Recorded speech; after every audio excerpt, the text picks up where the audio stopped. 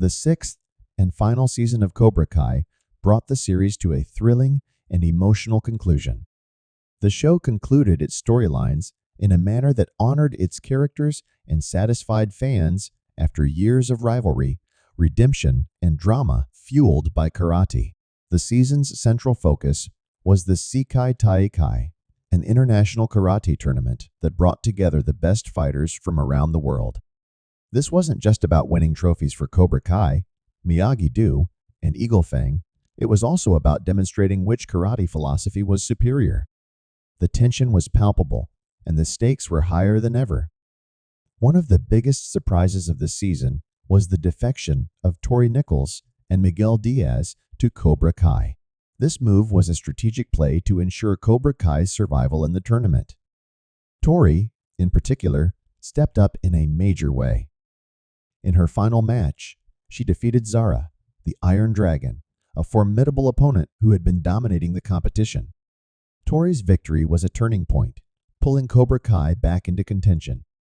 Miguel's journey in the tournament was a roller coaster. He struggled early in his match against Axel, a fierce competitor, and it seemed like he might lose. But Johnny Lawrence, ever the mentor, gave Miguel the pep talk he needed. Drawing on everything he'd learned throughout the series, Miguel turned the match around and landed the decisive blow. This moment was a testament to Miguel's growth as a fighter and a person. Just when it seemed like Cobra Kai had secured victory, the tournament officials announced that the points were tied. This led to a dramatic tiebreaker match, Johnny Lawrence vs. Wolf, the leader of the rival dojo. The fight was intense, with Wolf initially gaining the upper hand. But Johnny, fueled by Daniel's encouragement and his own determination, fought back and emerged victorious. This win cemented Cobra Kai's legacy and solidified Johnny's place as a true karate legend. No Cobra Kai finale would be complete without some villainy, and Terry Silver and John Kreese delivered in spades. Silver, ever the schemer, orchestrated the kidnapping of Johnny's wife and newborn child to distract him before the tiebreaker match.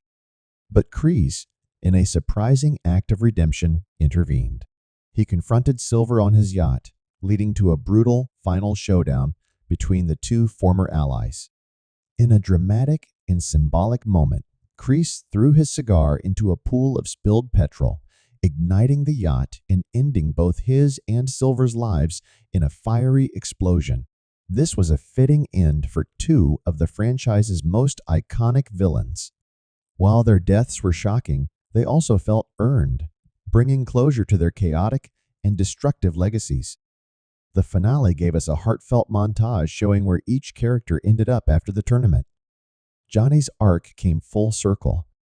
After winning the Sekai Taikai, he became a certified karate legend. He bought a new house for his family and took over the old Cobra Kai dojo, thanks to Daniel's generosity. Johnny made the decision to teach a new generation of students by combining the combative Cobra Kai style with the defensive methods of Miyagi-Do. This symbolized his growth and the balance he had finally achieved. Daniel's journey was about letting go of the past and embracing the future. He gave Johnny the lease to the Cobra Kai dojo, showing that their rivalry had finally transformed into mutual respect. Daniel also reflected on Mr. Miyagi's teachings, particularly the lesson about catching a fly with chopsticks, a metaphor for patience and precision. Miguel and Sam's relationship remained strong. Sam decided to spend a year in Okinawa for a cultural exchange program, and Miguel went with her to help her settle in. This showed Miguel's growth as a supportive partner and his willingness to embrace new adventures. Robbie and Tory were offered lucrative karate contracts, recognizing their skills and potential. This was a well-deserved reward for two characters who had overcome significant personal struggles. The binary brothers, Hawk and Dimitri, were accepted into Caltech, proving that their friendship and teamwork extended beyond the dojo. Their future looks bright, both academically and in karate. Even Stingray found his place, landing a job teaching beginner karate classes at Cobra Kai. This was a fun and fitting end for the show's lovable comic relief character. One of the central themes of the finale was balance. Johnny's decision to teach both Cobra Kai and Miyagi-Do techniques symbolized the merging of two opposing philosophies. The relationship between Johnny and Daniel, in which they finally put aside their rivalry and accepted their roles as mentors, also reflected this balance.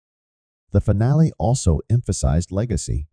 Johnny and Daniel's actions ensured that the next generation of karate students would learn from their mistakes and successes. The montage of the characters' futures showed how their journeys had shaped them and prepared them for what lay ahead. While Cobra Kai has ended, the Karate Kid franchise is far from over. The upcoming movie, Karate Kid: Legends, will continue the story, set 3 years after the events of Cobra Kai. Daniel LaRusso and Jackie Chan's Mr. Will star in the movie. And to train a new student, Lee. Adding a new layer of depth to the franchise, director Jonathan Entwistle has hinted that the Han and Miyagi families are connected by ancient history. The Cobra Kai Season 6 finale was a satisfying conclusion to a beloved series. It honored the characters, resolved their arcs, and left room for future stories. The show's ability to blend action, humor, and heartfelt moments made it a standout in the Karate Kid universe. While it's bittersweet to say goodbye, the finale reminded us that Cobra Kai never dies, it simply evolves. As the sun sets on this chapter, we're left with a sense of gratitude for the lessons, the laughs, and the unforgettable moments that made Cobra Kai a modern classic. Strike first, strike hard, no mercy but always with heart.